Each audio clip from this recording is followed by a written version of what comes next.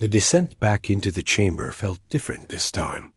The air crackled with energy, and the black walls pulsed with a rhythm like a massive heartbeat. Seth Kara was waiting for them at the bottom, no longer confined to the area around its sarcophagus, but moving freely throughout the space. The creature had changed since their first encounter. It was more solid now, more real, with glowing veins of energy running beneath its gray skin. When it smiled at their arrival, Amanda could see rows of needle-sharp teeth that definitely hadn't been there before. "How thoughtful of you to return," Seth Kara said, its voice now carrying harmonics that made their bones ache.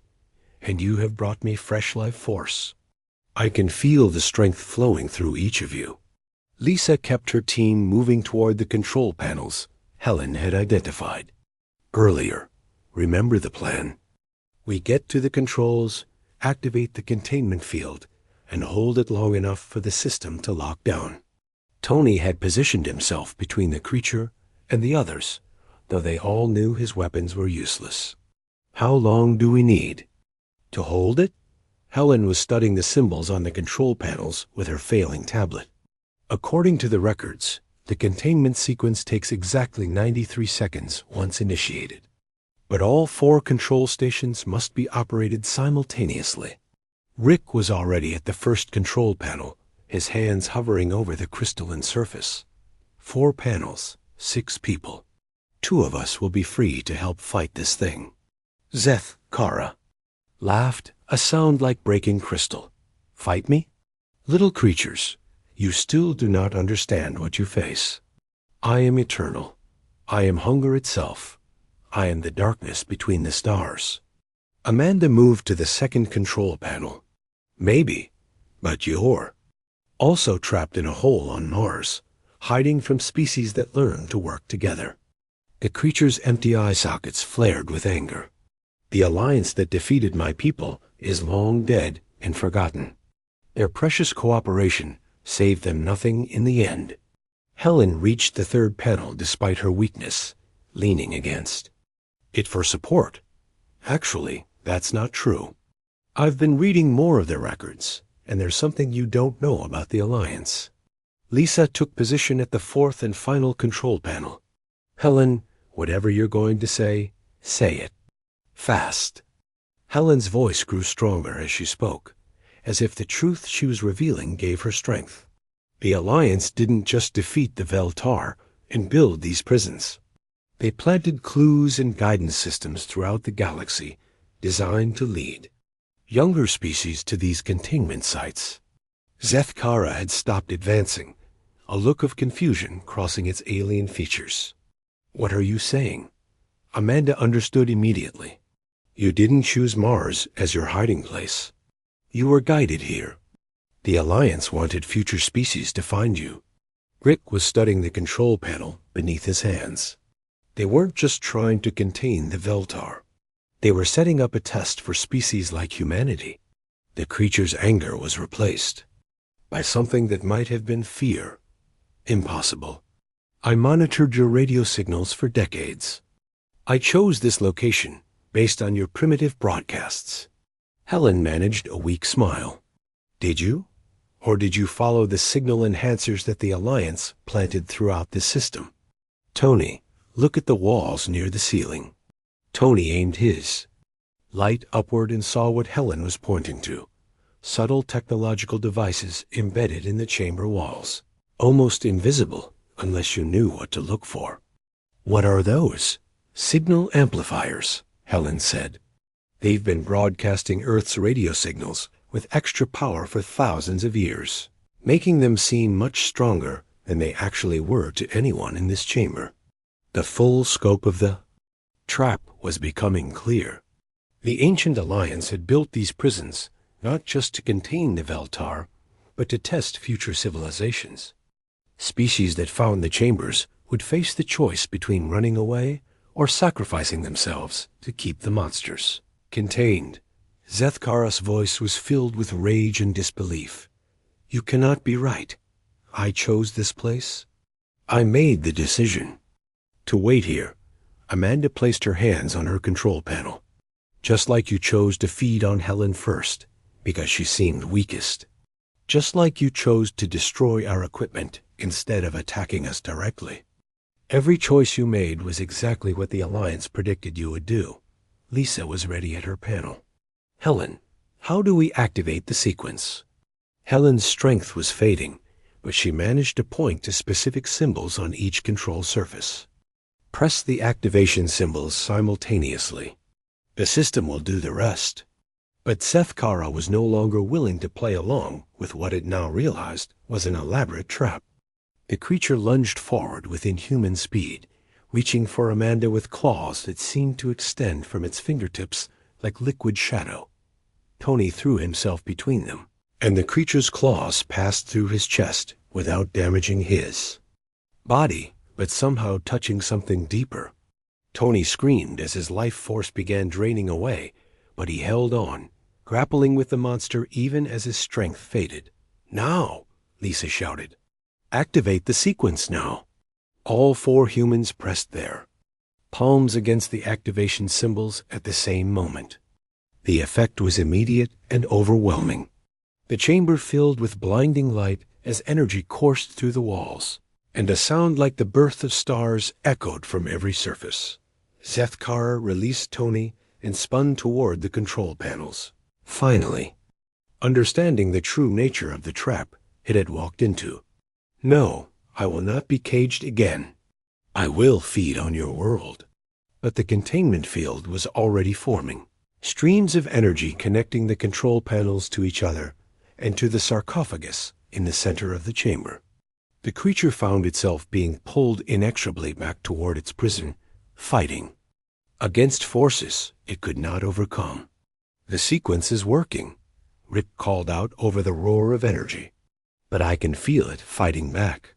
We need to hold these panels for the full 90 seconds.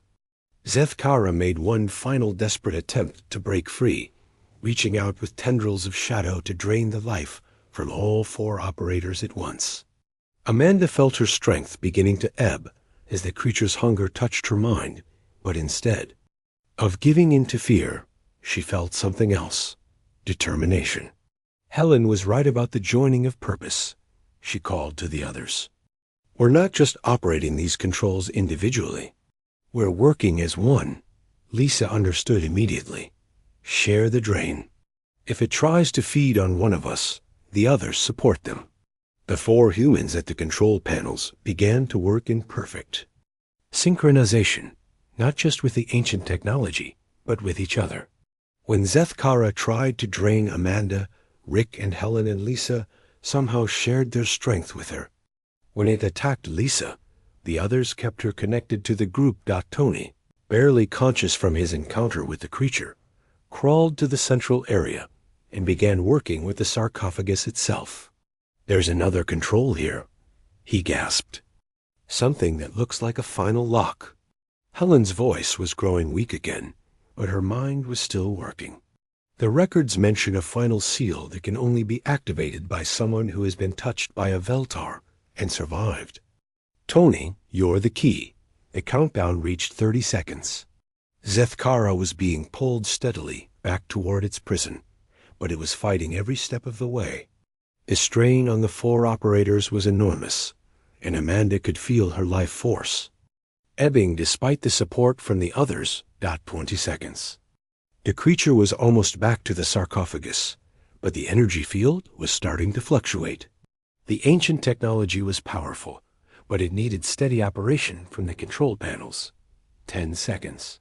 Zethkara made one last attempt to break free, pouring all its remaining power into a psychic assault on the human operators. Amanda felt her consciousness wavering as the creature's hunger threatened to overwhelm her. But humans had one advantage that the ancient Veltar had never understood: the ability to find strength in shared purpose. Instead of each person fighting alone, they fought as one connected unit, their individual wills combining into something greater than the sum of its parts. At exactly 93 seconds, Tony pressed the final seal on the sarcophagus. The energy field collapsed inward with a sound like reality tearing, and Zethkara was pulled back into its prison with a scream that seemed to echo across dimensions. The chamber fell silent. The 4 operators collapsed away from their control panels, exhausted but alive. Tony lay motionless near the sarcophagus, his life force severely drained, but his pulse still steady. But something had changed in the chamber during the containment sequence. The walls now showed new symbols that Helen had never seen before, and there was a sense of presence that felt different from the malevolent hunger of the Veltar. Helen struggled to her feet and approached the new writings with wonder. These? Swayambos, they're not from the original builders. They're appearing in real time. Amanda joined her, still weak from the ordeal, but curious about this new development. What do they say? Helen's voice filled with awe as she translated. Their congratulations. The Ancient Alliance left an automated system that activated when the containment was successful. We passed the test. Lisa helped Tony sit up against the wall. What kind of test? Helen continued reading the flowing symbols as they appeared. The Alliance knew that someday younger species would find these prisons. The rescue ship arrived 3 hours before dawn, its engines cutting through the thin Martian atmosphere with a sound like distant thunder. Amanda watched from the shelter window as the sleek vessel touched down about half a kilometer away, its landing lights blazing white against the red landscape. Captain Lisa North was the first person out of the ship, followed closely by Security Officer Tony Garcia and a small medical team. Lisa was a veteran of deep space missions, known for her calm under pressure and her ability to make quick decisions in dangerous situations. Tony had served with Earth Defense Forces before joining the Civilian Rescue Corps, and his experience with hostile situations made him invaluable for missions like this. Jake met them halfway between the shelter and the landing site, quickly briefing them on the situation as they walked.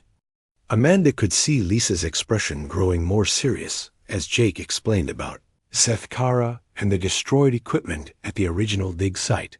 How many casualties? Lisa asked as they reached the shelter. None dead yet, Jake replied. But Helen took some kind of life force damage from direct contact with the creature. She's weak but stable. Tony was already scanning the horizon with military-grade sensors. I'm not reading any immediate threats, but there's definitely some kind of energy disturbance coming from the direction of your dig site. Inside the shelter, Helen was propped up against the wall, her tablet still in her hands as she continued working on translations. Despite her weakened condition, she had made significant progress in understanding the ancient records.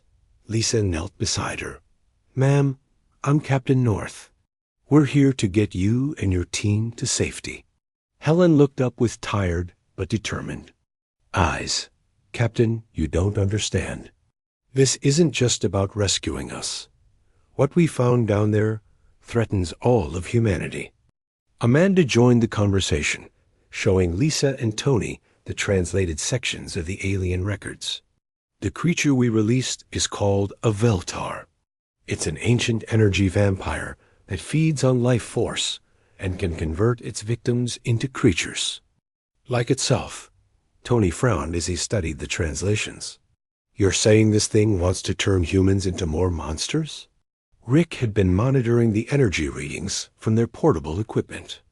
It gets worse. The interference patterns are getting stronger. The creature is definitely growing more powerful. Lisa made a quick decision. We evacuate everyone to the ship immediately. We can study these records in safety while orbital bombardment takes care of the creature. Helen shook her head weakly. It won't work. According to these symbols, the Veltar can phase partially out of normal space. Physical attacks pass right through them, unless they choose to be solid. As if to prove her point, a new sound echoed across the Martian landscape, a low humming that seemed to come from the very ground beneath their feet. Through the shelter windows, they could see lights flickering in the distance where the dig site was located. Tony's sensors began registering massive energy spikes. Whatever that thing is doing, It's building up to something big. Amanda felt a chill of realization. It's been feeding on our abandoned equipment, drawing power from the batteries and fuel cells. It's getting strong enough to break free from its prison tether. The humming grew louder, and suddenly every piece of electronic equipment in the shelter went dead. The lights went out, the heaters stopped working, and even their handheld devices showed nothing but static. They were plunged into darkness, with only the faint glow of Mars' distant moons for illumination. Lisa activated a chemical light stick, casting eerie shadows around the shelter. Everyone grab essential supplies. We're moving to the ship now. But as they prepared to leave, a new voice spoke from the darkness outside. Zethkaros' words seemed to come from everywhere at once, resonating through the ground and the thin Martian air. There is no escape, little creatures. I have fed well on your machines and grown strong enough to extend my reach. Soon I will be free to visit your beautiful blue world. Tony had his weapons ready, though he knew they would be useless against the creature. How far can this thing project itself? Helen was still clutching her tablet, even though its screen was dark. If it's broken free from the prison tether, there may be no limit. But it still needs to maintain a connection to its physical form. The shelter began to shake as something moved around outside. Through the walls, they could hear the sound of metal being torn apart. Zethkara was destroying their rescue ship. Lisa spoke into her dead radio out of habit, then remembered it wouldn't work. We need a new plan. If we can't evacuate, we need to find a way to stop this thing. Amanda had been thinking about everything Helen had translated from the alien records. The ancient alliance that defeated the Veltar before. They weren't more advanced than the energy vampires. They won through cooperation and sacrifice. Rick understood what she was getting at. You're saying we need to work together in a way the creature doesn't expect. Helen's voice was getting weaker, but her mind was still sharp.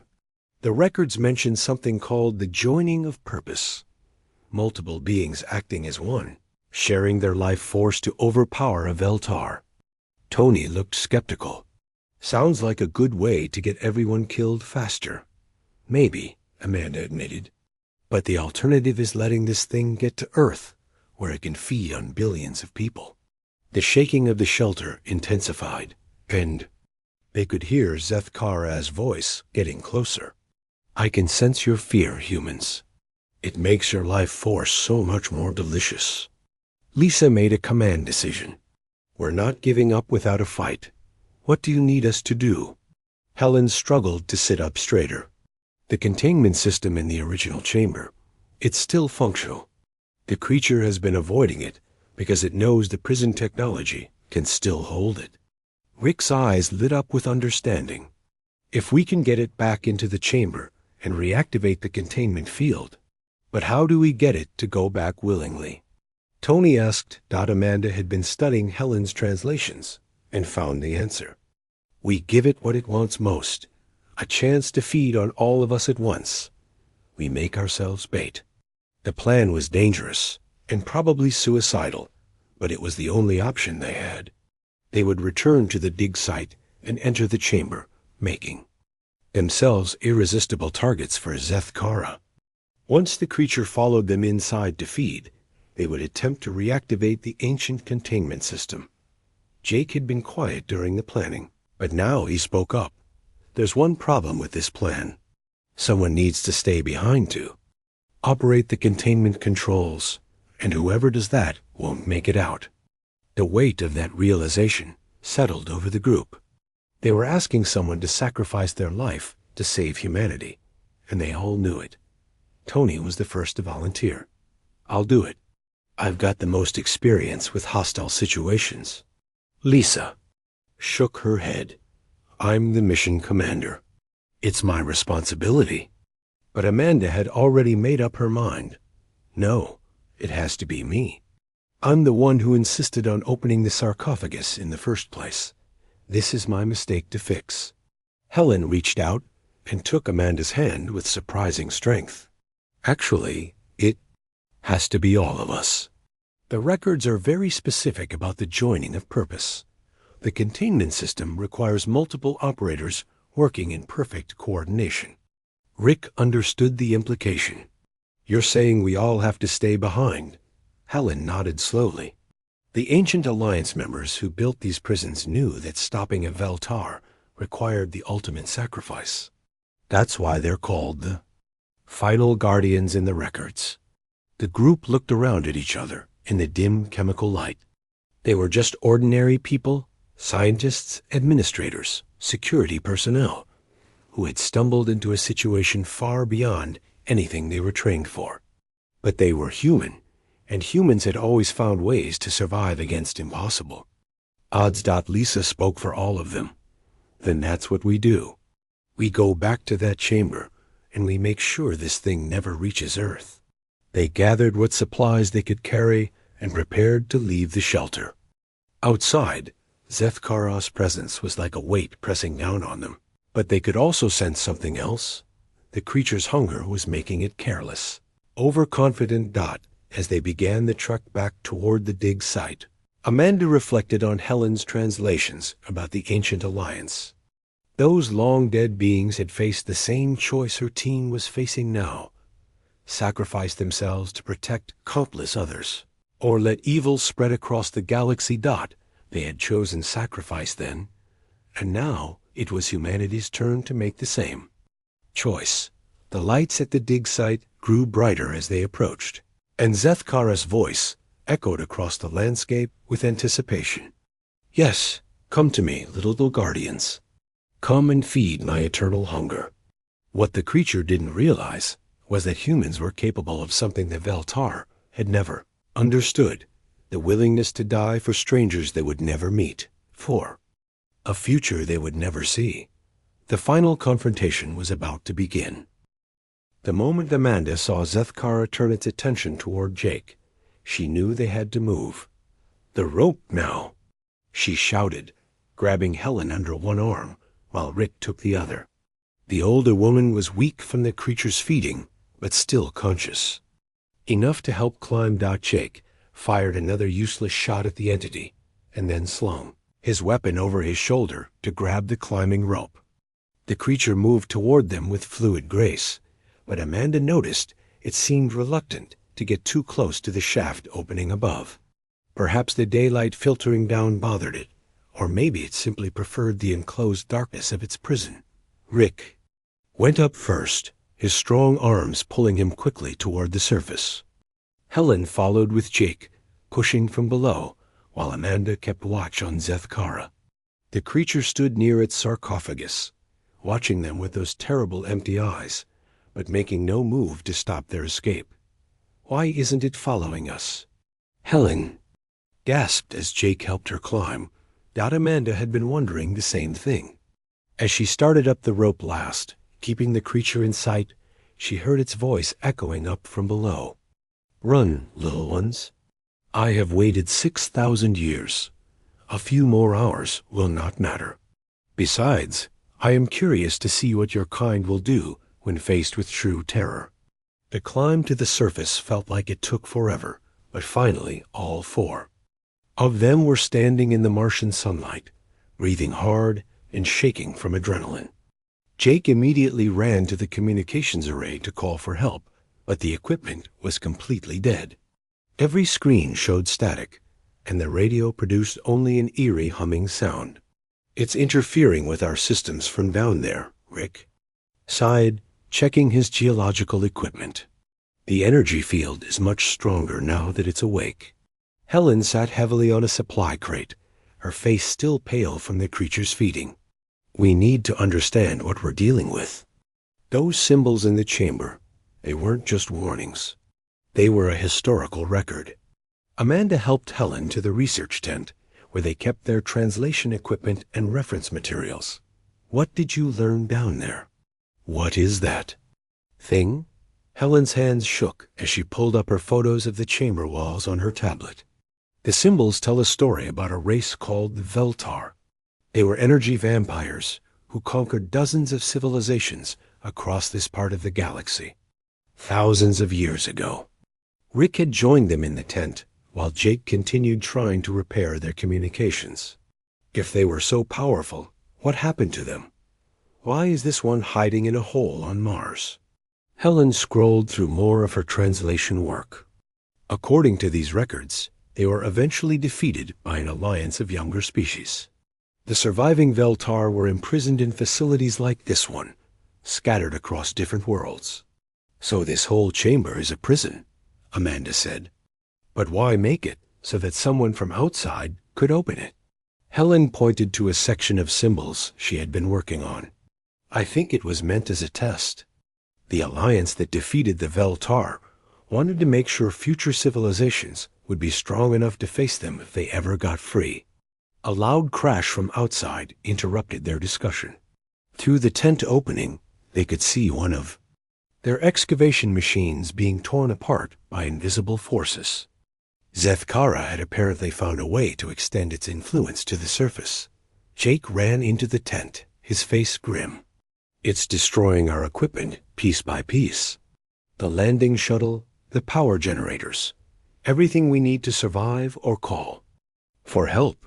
Amanda looked out at the destruction and felt a cold determination settle over her. It's trying to trap us here, keep us isolated so it can feed on us slowly while it regains its full strength. Rick was studying the energy readings on his portable scanner. The good news is that it still seems limited in range. Whatever it's doing to our equipment, it can't do it from more than a few hundred meters away. Helen had been listening to the conversation while continuing her translation work. There's something else you need to know. According to these records, the Veltar weren't just random predators. They were intelligent, calculating, and they studied their prey carefully before attacking. What do you mean? Jake asked. Helen turned her tablet so the others could see a particularly complex section of symbols. This part talks about how they learned their victims' languages, their customs, their fears. They would use that knowledge to manipulate and control entire populations. Amanda felt a chill as she remembered how Zethkara had spoken perfect English despite being imprisoned for millennia. It's been listening to our radio signals, learning about us. Not just learning, Helen said grimly. Planning. It chose Mars specifically because it detected Earth's broadcasts and knew we would eventually develop space travel. This whole thing has been an elaborate trap designed specifically for humanity. Another explosion outside shook the tent. Through the fabric walls, they could see the twisted remains of their communications array. Zethkara was methodically destroying anything that could help them escape or call for backup. Rick grabbed his emergency pack and started stuffing it with supplies. We can't stay here. It's going to pick off our resources one by one until we're too weak to resist. Jake was checking his weapons and ammunition. The backup shelter is about 2 kilometers east. If we can reach it, we might be able to establish communications with the orbital station. Amanda wasn't so sure running was the answer. What if it follows us? We could lead it right to other human outposts. Helen looked up from her translations with a strange expression. Actually, I don't think it can leave the area around its prison. Look at this. She showed them a section of symbols that depicted the Veltar as being bound to their containment sites. The prison technology doesn't just keep them locked up. It creates a kind of energy tether. They can influence things within a certain range, but they can't physically travel too far from their sarcophagus. Rick felt a surge of hope. So if we can get far enough away, we're safe? Maybe, Helen said. But the range seems to expand as they grow stronger. And there's something else. The records suggest that if a Veltar fully escapes its prison, the tether breaks and they become free to travel anywhere. Jake made the decision for all of them. We head for the backup shelter. Even if it can't follow us physically, we need working communications to warn Earth about what's coming. They gathered their essential supplies quickly, taking only what they could carry easily across the Martian terrain. As they prepared to leave, Amanda took one last look at the excavation site that had promised such scientific glory and had instead unleashed an ancient nightmare. The group moved out across the red landscape, using the natural rock formations for cover. Behind them, they could hear the sounds of destruction continuing as Zethkara vented its frustration on their abandoned equipment. They had gone less than a kilometer when Helen collapsed. The life force the creature had drained from her was taking its toll, and she couldn't keep up the pace across the rough terrain. "Leave me," she gasped. "Get to the shelter and warn Earth." Amanda knelt beside the older woman. "We're not leaving anyone behind. That's not how humans work." Rick and Jake improvised a stretcher from equipment poles and emergency blankets. It would slow them down considerably, but none of them were willing to abandon Helen to save themselves. As they continued their trek across Mars, Amanda couldn't shake the feeling that they were being watched. Not directly. The creature seemed unable to project its consciousness this far from its prison, but there was a sense of malevolent attention focused on them from the direction of the dig site. Helen, despite her weakness, continued working on her translations using her tablet. "There's more to the story," she said during one of their rest stops. "The alliance that defeated the Veltar, they weren't just random species working together. They were specifically chosen for certain traits." "What kind of traits?" Jake asked, scanning the horizon for any signs of pursuit. Helen's voice was getting weaker, but her determination remained strong. "Cooperation, sacrifice, and something the symbols call stubborn defiance." The Alliance members were species that refused to give up even when facing impossible odds. Rick looked around at their small group. A determined scientist, a weakened linguist, a cautious administrator, and himself, a practical geologist. None of them were warriors or heroes, but they were human. And humans had a long history of surviving things that should have killed them. As the Martian sun began to set, painting the sky in shades of orange and purple, they finally reached the backup shelter. It was a small prefabricated structure designed to house a research team for several weeks, and more importantly, it had its own communication array. Jake immediately began working on establishing contact with the orbital station, while Rick helped Helen inside. Amanda stood guard outside, watching the direction they had come from for any signs that Zethkara had found a way to extend its reach. The communications equipment crackled to life just as the last light faded from the Martian sky. Jake's voice was urgent as he spoke into the transmitter. "Orbital station, this is Mars base. Emergency priority. We have a code black situation down here." The response came through clearly, and Amanda felt a surge of relief at hearing another human voice. But their relief was short-lived when Helen called out weakly from inside the shelter. The shuttle descended through thick clouds that tasted of flowers and growing things when they opened the air vents. Jake watched through the view screen as the forest canopy grew larger below them. An endless sea of green, broken by silver streams, and small clearings where the Velinari settlements nestled like jewels among the trees. Zara sat beside him, her large eyes fixed on the landscape below with obvious love and pride. "That is my home village," she said, pointing to a cluster of curved buildings that seemed to grow from the forest floor itself. "We will land there first, then walk to the meeting place where the elders wait." Lisa pressed her face to another window, her scientific excitement barely contained. "The biodiversity readings are incredible," she whispered. "This forest has more species than entire continents on Earth." Tony checked his equipment one final time, though Jake had ordered all weapons to remain locked in the shuttle. They were here as diplomats and explorers, not soldiers. Amy worked at her portable communication station, maintaining contact with the starbound pioneer in orbit above. The shuttle touched down in a clearing surrounded by trees, so tall they seemed to reach the sky itself. The moment the engines shut down, Jake could hear the sounds of the forest, bird-like creatures singing in the canopy, the rustle of small animals in the underbrush, and a deep humming that seemed to come from the trees themselves. The forest welcomes you, Zara said with a smile as she opened the shuttle door. Can you hear it singing? Jake stepped out onto alien soil for the first time and took a deep breath. The air was clean and sweet, filled with scents he had no names for. Around the clearing, he could see Velinari watching them from behind trees and bushes, their large eyes curious but cautious. Don't be afraid, Zara called to her people in their musical language. These are the star visitors. They come in peace. Slowly, more Velinari emerged from the forest.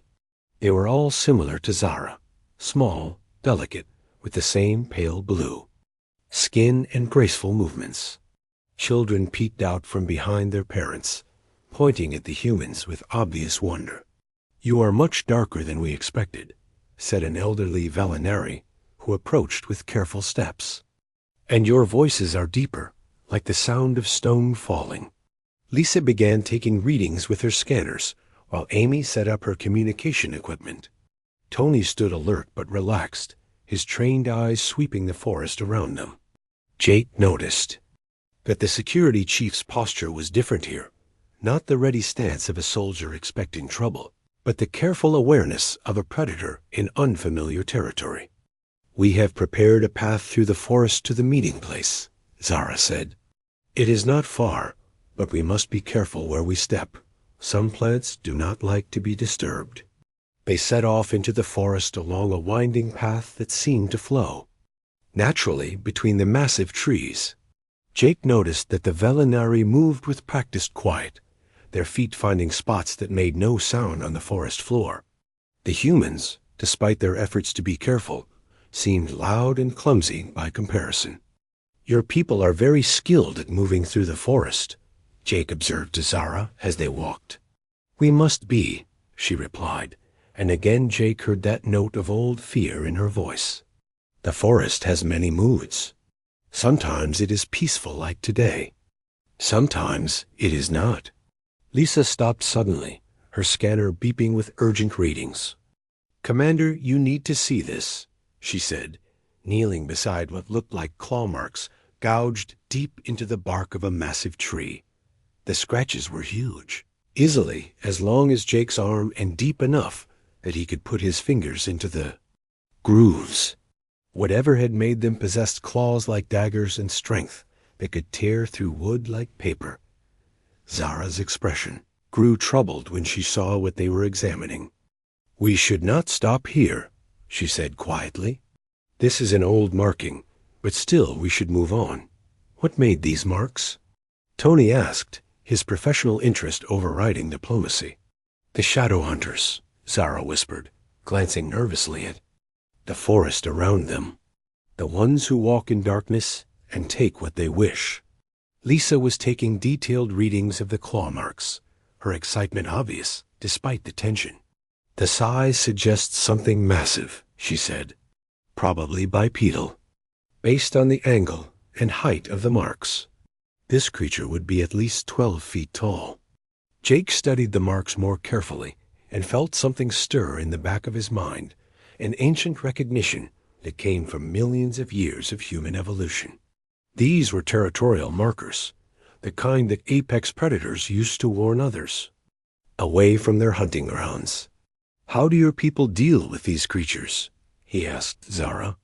We do not deal with them, she replied, her voice barely above a whisper. We avoid them. We learn their paths and do not walk there. We hide when they hunt. It is the way it has always been. Tony frowned at this answer. But surely you must defend yourself sometimes. What if one attacks your village? Zara looked genuinely confused by the question. Why would we fight? Fighting brings death. It is better to move away and build again elsewhere. Jake saw Tony's expression change as he processed this information. The security chief's training told him to identify threats and neutralize them. But the Velinari had chosen a completely different path, avoidance, rather than confrontation. They continued deeper into the forest, and Jake began to notice more signs of the creatures Zara called shadow hunters. broken branches high in the trees where something large had passed, scattered bones that had been cracked open to reach the marrow inside, areas where smaller animals seemed to avoid, creating empty zones in the otherwise busy forest ecosystem. How many of these shadow hunters are there? Lisa asked, her scientific curiosity stronger than her caution. We do not count them, Zara replied. We only know that they are there, and we stay away from their hunting places. Amy looked up from her communication equipment with a puzzled expression. I'm picking up some strange readings, she said. There's something large moving through the forest about 2 kilometers to our east. It's big enough to register on thermal sensors. Zara immediately froze and held up her hand for silence. The other Velinari who were guiding them clustered together, their eyes wide with fear. For several minutes, they all stood perfectly still, listening to the sounds of the forest. Jake heard it then, a deep rumbling sound that seemed to come from the earth itself, followed by the crash of breaking branches. Somewhere in the distance, the sound was moving away from them, but its power was unmistakable. Shadow Hunter, Zara breathed. But it is going away from us. We are safe. Tony's hand had moved instinctively toward where his weapon would normally be, and Jake noticed that. His own muscles had tensed in preparation for action. It was an automatic response that came from deep in human DNA, the reaction of a predator species to the presence of another. Dangerous predator. Lisa was studying her readings with fascination. The thermal signature suggests something massive and warm-blooded, she said, probably weighing several tons based on the ground vibrations Amy's equipment picked up. We must move quickly now, Zara said urgently. The shadow hunter may change direction. It is not safe to stay in one place when they are hunting. As they hurried along the forest path, Jake found himself thinking about the differences between humans and Velinari. Where the aliens had learned to hide and avoid, humans had learned to track and confront. Where the Velinari saw an unstoppable force of nature, Jake saw a problem that could be solved with the right strategy and tools. The meeting place finally appeared ahead of them, a natural amphitheater formed by ancient trees, where dozens of Velinari elders waited to greet their visitors from the stars. The stars looked different from the bridge of the starbound Pioneer as it drifted through the void toward Kepler 442c. Commander Jake Morrison stood with his hands clasped behind his back, watching the blue-green planet grow larger on the main screen. 3 years of travel through space had brought them to this moment, and now they were only hours away from making contact with their first alien civilization. Final approach in 6 hours, Commander, said Amy Walsh from the communications station. Her fingers moved quickly over the control panel as she monitored the signals coming from the planet below. The transmissions were unlike anything they had ever heard before. Musical tones that seemed to carry meaning, but followed no pattern that human computers could decode. Dr. Lisa Carter looked up from her biological scanner readings with excitement in her eyes. The atmospheric composition is perfect for human life, she said. Oxygen levels are actually higher than Earth's, and the plant life readings are incredible. This planet is like a garden world. Jake nodded, but kept his expression calm. As the mission commander, he had learned not to show too much emotion in front of his crew. The weight of first contact with an alien species rested on his shoulders, and he felt the responsibility deeply. Everything they did in the next few days would shape humanity's relationship with these beings for generations to come. Tony Rodriguez, the security chief, walked onto the bridge carrying his daily report. All weapon systems are locked down. As ordered, Commander, he said. The crew understands that this is a peaceful mission. We're here to make friends, not enemies. Good, Jake replied. But stay alert. We don't know what we're walking into down there. The planet below was beautiful, beyond anything they had imagined. Vast forests covered most of the landmasses, broken up by crystal-clear lakes and rivers that sparkled in the light of the system's twin suns. There were no signs of large cities or industrial development, but their sensors had detected settlements scattered throughout the forested regions. Amy's station suddenly came alive with activity. "Commander, I'm receiving a transmission," she said with barely contained excitement. "It's coming from the planet's surface, and it's directed at us." "Put it through," Jake ordered. The bridge speakers filled with the same musical tones they had been monitoring, but now there was a pattern to them. The sounds rose and fell in what seemed like sentences, with pauses that suggested the speaker was waiting for a response. "Can we translate it?" Jake asked. Lisa was already working at her station. "The universal translator is analyzing the patterns," she said. "It's going to take some time to build a vocabulary, but I think we can establish basic communication." Hours passed as they worked to decode the alien language. The beings on the planet seemed patient, repeating their messages and trying different approaches when the humans didn't respond. Finally, Amy managed to send back a simple mathematical sequence that showed they understood the concept of numbers. The response from the planet was immediate and excited. The musical tones became faster and more complex, and the universal translator began to pick up simple words and phrases. "Greetings," came the translated voice through the speakers. "Welcome visitors from Star Void. We are Velinari. We wish peace and learning." Jake felt a surge of pride and wonder. Humanity was no longer alone in the universe. "Amy, send back our greeting," he said. "Tell them we come in peace and want to learn about their world." The conversation that followed was simple but meaningful. The Velinari seemed to be a peaceful species that lived in harmony with their planet's natural environment. They had been observing human radio transmissions for decades and were fascinated by the idea of meeting beings from another world. "We send one to meet you," came the translated message. "She learns your speak sounds. She will guide you to our home place." A small spacecraft launched from the planet's surface and approached the starbound Pioneer. It was unlike any human vessel, curved and organic-looking, as if it had been grown rather than built. The ship docked with their vessel with surprising grace, and Jake prepared to meet their first alien visitor that the airlock hissed open. And Jake got his first look at a member of the Velinari species. She was smaller than a human, perhaps 5 feet tall, with pale blue skin that seemed to shimmer in the light.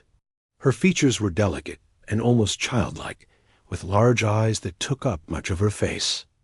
She wore simple robes made from what looked like woven plant fibers. "I am Zara," she said in carefully pronounced English.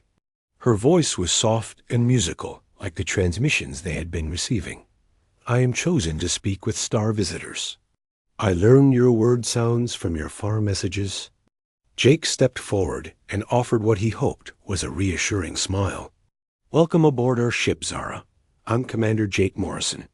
These are my crew members, Dr. Lisa Carter, Tony Rodriguez, and Amy Walsh." Zara's large eyes moved from one human to another, studying their faces with obvious curiosity. "You are much bigger than we thought from your pictures," she said. "And your eyes are different. They are like—" She paused, searching for the right words. "Like the deep forest pools. Dark and hard to see bottom." Lisa stepped forward with her scanner, but Zara tensed visibly at the sight of the device. "It's okay," Lisa said gently. "This just measures biological information. It won't hurt you." "May I?" Lisa asked, and Zara nodded nervously. As Lisa took her readings, Jake studied their alien visitor. There was something almost fragile about Zara and her species.